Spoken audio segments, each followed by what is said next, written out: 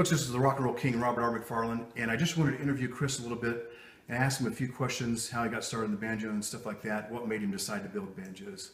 So again, what was your first, musical experience, or what led you to the bluegrass or maybe the banjo? Yeah, the first thing it was is there's one song that I think a lot of us know. It's the good old ballad of Jed Clampett, and I remember growing up and hearing that one.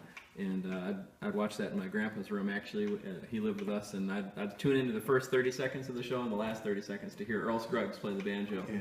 And I started playing the banjo when I was about 10 years old, and it came as a Christmas present one year under the tree, and took it up there, and I continued to play it for many years. Took some lessons, did jams, little band stuff and stuff like that. Just had a ton of fun with it.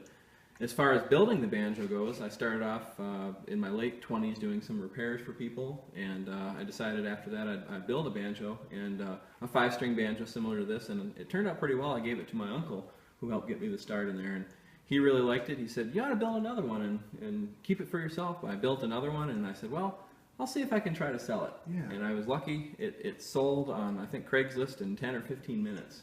Wow. Somebody was looking. It just happened to work out that way. Now, how long ago was this?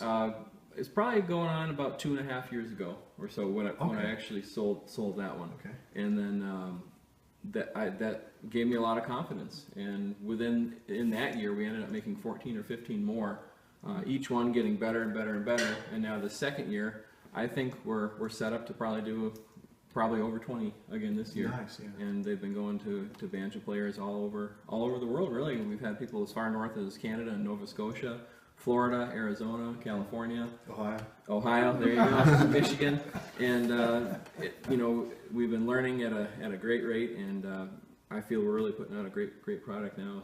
It's our whole life now is just banjos, and building them, researching them, and trying to get the best sound we possibly can. Now, what about the banjo? There's guitars, there's mandolins, there's fiddles. As far as bluegrass goes, there's basses.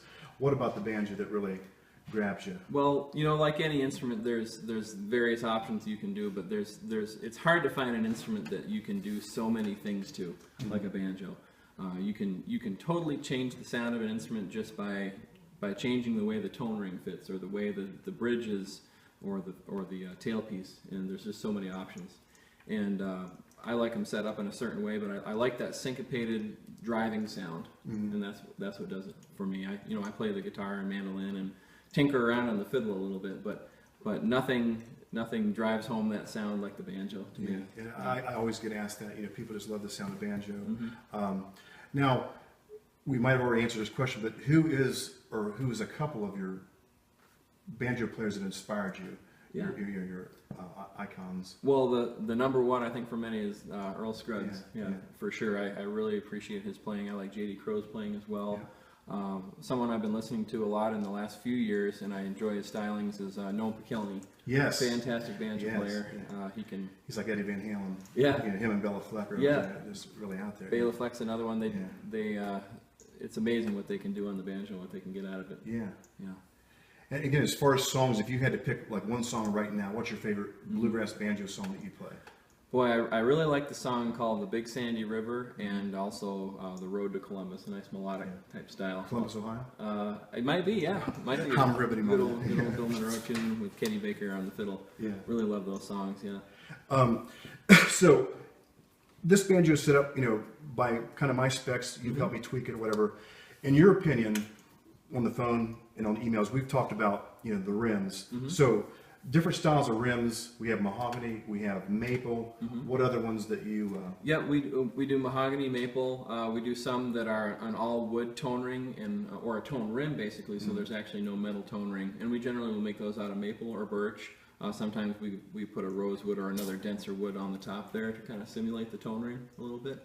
But my go-to rim that I use typically is going to be a maple. Either a 3-ply or a block rim, depending on the customer's choice. Okay. Now I'm really going to put you on the spot here. Sure.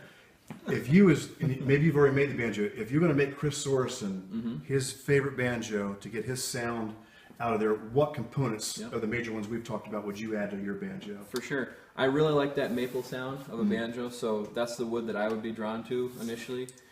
Sometimes it can be a little bit more finicky to work with, but I think the results are worth it. I really like that. I like a metal tone ring, all brass, probably a no-hole tone ring. Yeah, we talked about that. What I really like that sound. I've been liking that lately.